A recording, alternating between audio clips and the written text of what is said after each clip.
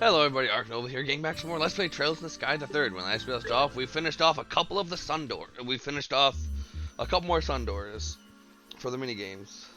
We did Campanella's Super Quiz,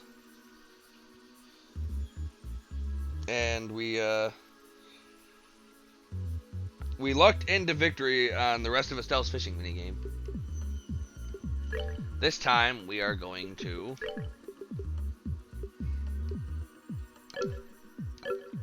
try and space back in.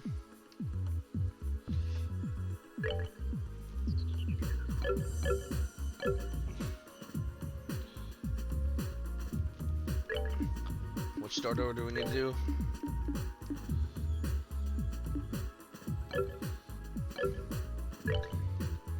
So 12 and on.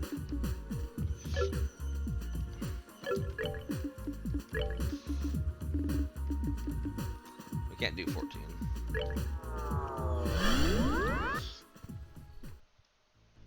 It would make sense for 14 to be 15 and 15 to be 14. Bring me the repenting patriot. Only then shall the door open. Yeah, we're gonna do Richard's side story. And depending, we might do the next one through the battles as well. Depending on how long this takes. I shall grant you a memory fragment and my blessing.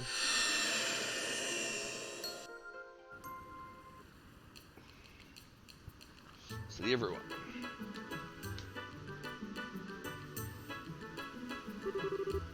RNA Research, Ruin Office. Oh my, look at all this. I hope it will prove useful.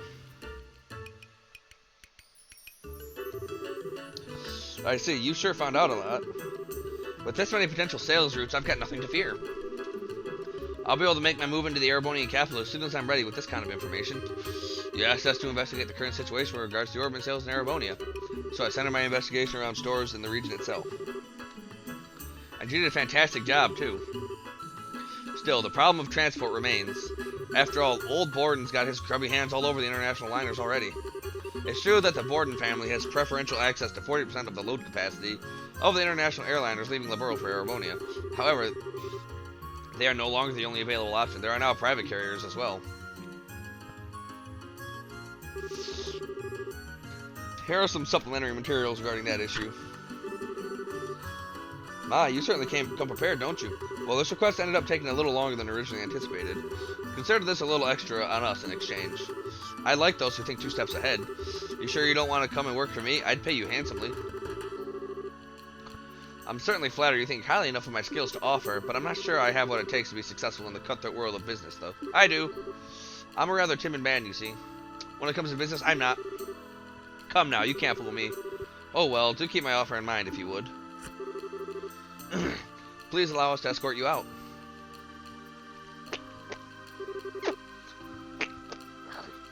Oh, since I have you here, maybe I should give you one more thing to look into. I've already had Simon get started, but I'm not sure he's up to the task. I'd be happy to help if I can. Will this be another request to research a foreign market? It certainly will. Oh, look what you've got there. Perfect. This place right here. Orid State? That's an unusual choice. It's quite a small place. That just makes it easier to seize a majority in the market. Small as it is, it's not like it isn't accessible by airliner, and what market there may be is all but free for the taking right now. So you'll have to research the potential size of the market there, in other words? Shall we focus entirely on the orbit market, or broaden the scope of our investigation and look into the market in general? The market in general. Do you think you can do it? With ease. I'll get in touch with one of our staff members stationed near the state right away and begin weighing options. That's what I wanted to hear.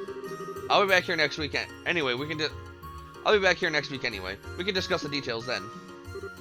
Ta-ta. Until then, take care.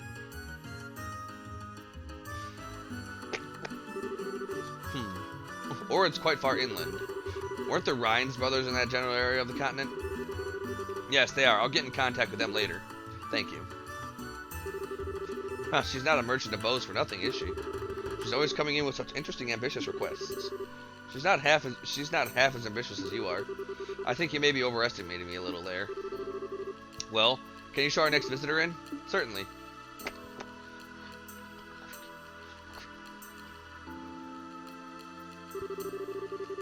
Hello there, Alan. Sorry for dropping in on you again.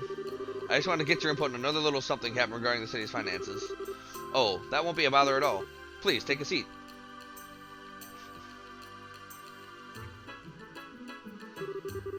So what exactly can I help you with today?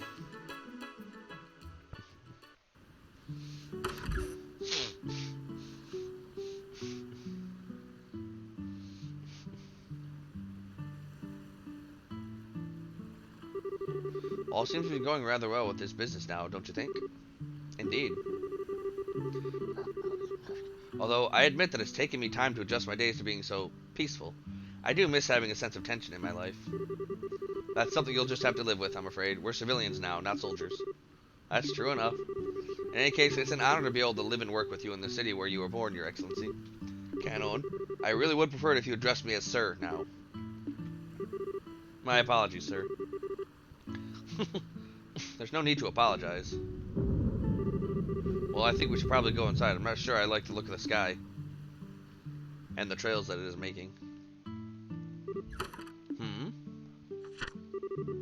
It could be. Sir? Is something the matter? Oh, it's nothing of much importance. I just noticed that we seem to have mistakenly received another letter intended for the mayor. It's understandable that it keeps happening given that this building was previously his, but it's a tad troublesome nonetheless. I suppose I better go and deliver it to him. It could be something important. Now, sir? Couldn't it wait? It seems like it's going to start raining any minute. It's not too far. Even if it does start raining, I won't be exposed to it for too long. Can I ask you to handle the regular reports in the meantime? Yes, of course.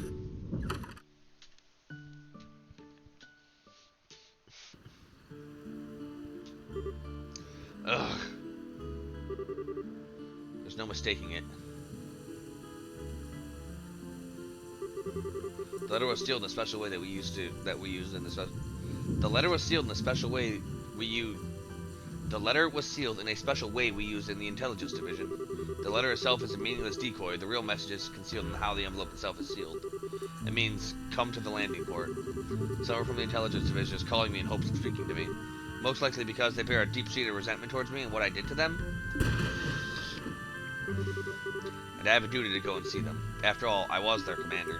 I was the one who pushed their life off the rails to ruin their future.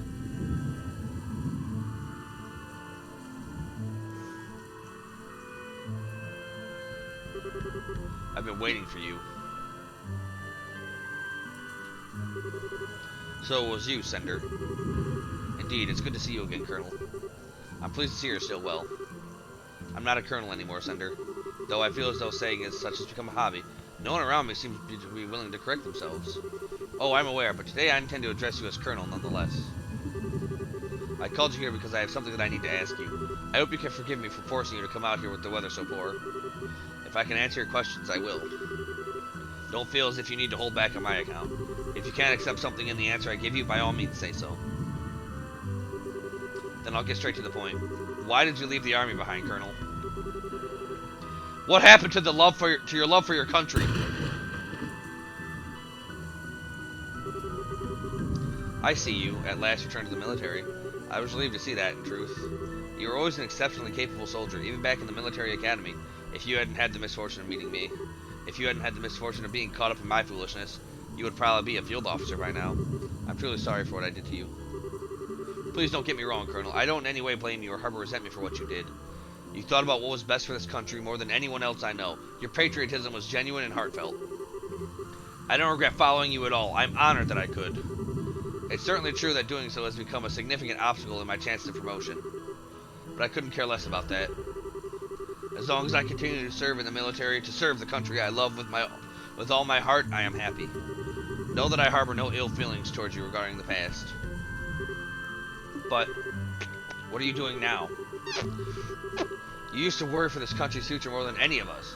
You cared for it more than any other. Yet instead of picking yourself up and trying to work for your nation again, you left the army behind. And now you're running some sort of company that deals with the rich? Just what happened to your patriotism? I beg of you, return to the military. You're a capable man. Those skills of yours will be a valuable asset to the force, and it's where you should be using them. I'm sorry, Sender. I cannot ever return to the army again. Why? Why, Colonel? You've repented more than enough for your actions. Both General Morgan and Brigadier General Bright actively desire your return. I and all the other soldiers in my position would be overjoyed to have you in our ranks again. So why? Why do you look at me with that sad expression and tell me that it's not possible? Why would you apologize to me? Make no mistake, Sender, I haven't abandoned my love for my country. It burns as brightly in my heart as it ever did. But what I did was truly terrible. I organized a coup d'etat, destabilizing this nation, disrupting the lives of countless people. Thanks to the help of all those around me, I was able to realize what a foolish mistake I made. And yet in my heart, I feel exactly the same way I always did. I'm not sure what you mean. In spite of all that happened, my love for my country is unchanged. I still feel the blind desire to do anything I can to aid Liberl, no matter how reckless or dangerous it may be. I'm the same man I was when I plotted that coup d'etat. Not a thing has changed. That thought, Sender, terrifies me. Then, you didn't leave the military because you had lost your love for your country. You're saying that you left because you still love your country? Forgive me, I have no right to be making excuses to you and trying to justify myself. Not after I dragged all of you down with me and ruined your lives forever. I truly am sorry for what I did to you and all the other members of the division. You. No, you. Please don't misunderstand. I didn't leave the army in an attempt to run from my own weakness. Nor did I leave it because I'm ashamed of the treatment I received for my actions. After what happened, I thought long and hard about what I should have done instead of what I did, trying to work out where I'd gone wrong. As I did that, I noticed something vitally important that I had failed to realize up until that point. After setting up the intelligence division, I began gathering information and using it to protect Liberl. Yet thinking about it now, I didn't know the first thing about the nature of information at the time. Information isn't something that exists alone. It only exists when people use it and see it as something of worth. Furthermore, the value of that information can change radically depending on the position and the perspective of those who look at it. I can't help but wonder if overlooking this simple fact was what caused my patriotism to start becoming more of a force for harm than good. Somewhere along the line, I started to believe that the only information I saw as valuable was that of any importance. And as a result, I ended up wanting power in order to compensate for the weakness of my own heart. Thinking back, I think what I really needed was a different perspective through which to view information, one separate from the military. One that doesn't see a country or people's way of life as a system, or as numbers and absolutes. I needed to be collecting information that was disadvantageous to Liberl too, rather than cast it all aside. I needed to view us and surrounding nations in a variety of lights while collecting a wide variety of information from a freer perspective. So you believe that the company you are running now is capable of doing that? Yes, I do. I can't say for sure that this will allow me to avoid repeating my past mistakes. Perhaps there was something more important that I should have been doing before giving thought to any of this to begin with. But in the end, I came to the conclusion that Liberl needs a fresh perspective, and I then resolved to leave the army. If it needs a means to gather intel, I can make another intelligence division. That is for Brigadier General Bright to worry about, not me. Still, the civilian population has no such group or organization. It's never had one. I doubt anyone in the civilian world has ever thought to create one in order to gather and accurately analyze information either. That was why I, as a civilian like every other, chose to establish RNA research. Oh, Richard and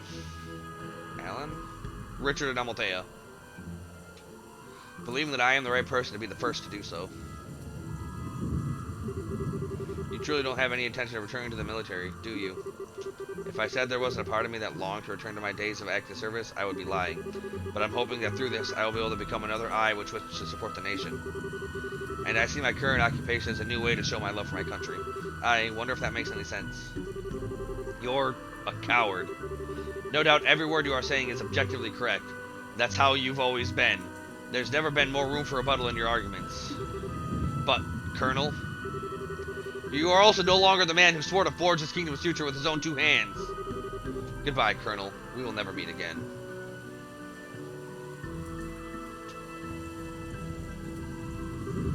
That's not true. That's not true at all, Sender.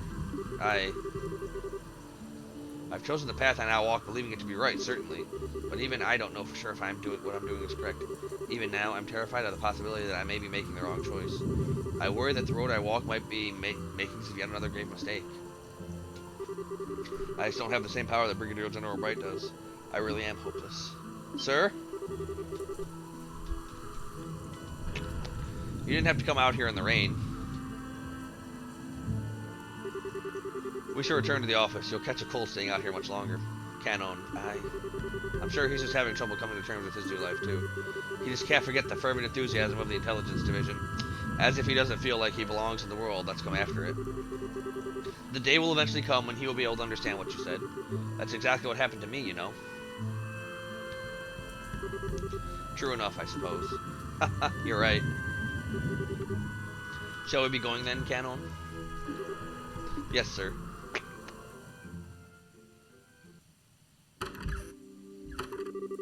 I wasn't expecting to end up quite this soaked. Are you alright? I'm fine, don't worry about me. This actually brings back fond memories of the survival training I underwent back at the academy.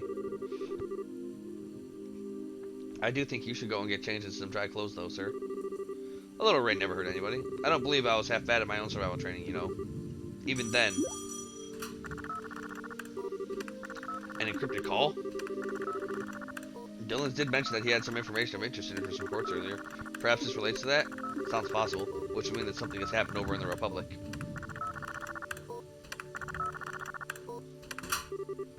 Yes, it's me. Can you please stop calling me that? Yes, that's right. Yes. Yes. In the Eastern Quarter? We don't have anyone there yet, thinking about it. Alright, I'll look into it as best I can. Right, you be careful too. Has something happened? Another Jaeger Corps has entered the Eastern Quarter. A sizable one too, the Red Constellation. Oh. Really? There seems to be a rather lot of activity on the Jaeger front of late. Their arrival makes it very likely that the power struggle there will begin to worsen too. I doubt the old Intelligence Division network is going to be sufficient to fully stay on top of the situation. I think I may have to head there personally.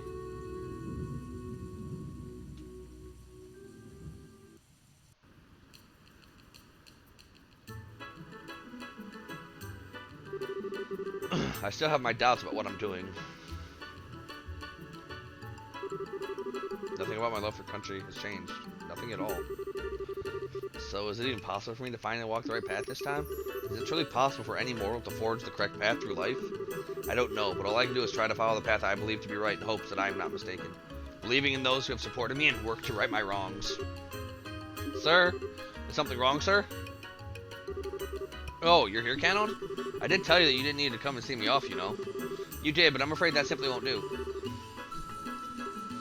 Seeing off their superiors is the duty of a subordinate. Perhaps in the military, but that is no longer the world we live in. There's no need to act like a soldier anymore. Oh, and one more thing. Please do take good care of things in the office while I'm gone. I think the odds of any large requests you'll struggle to handle without me coming in are fairly low, at least, but leave everything to me, sir. I'll be sure to handle every request that comes in with care and kindness. I'm well aware you always look forward to taking on small requests too, so they will be given the same high standard of service as any other. Haha, you know me too well.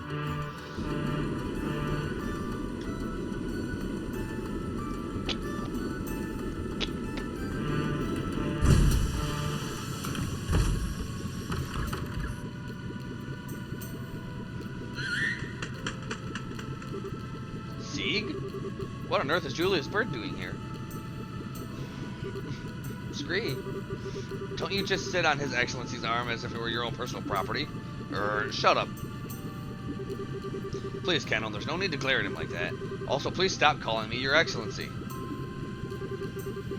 Richard then noticed there was a note attached to Sieg's leg. What's this? It's addressed to me. Richard took the memo from Sieg's leg. This looks like a letter from HQ? As in military HQ? Why is the Royal Guards carrier Falcon bringing a message to you? Who knows? If its writer is a real slave driver, though. Thank you for delivering this, Sieg. Let him know that I accept his request.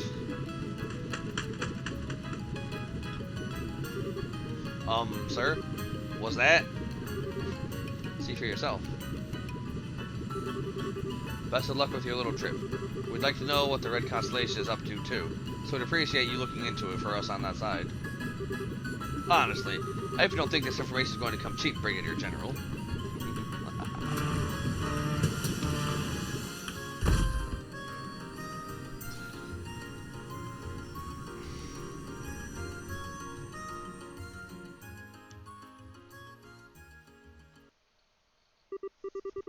Side story. I accept your request.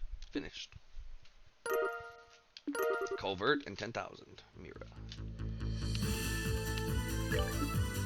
Alright, what is the culvert? I keep wanting to call them materia.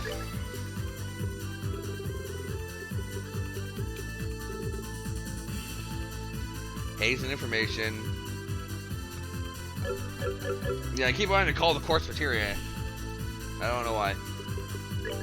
But I do know that'll do it for this time. Well then everybody, this has been Art Nova playing Trails in the Sky the Third. Until next time, stay cool.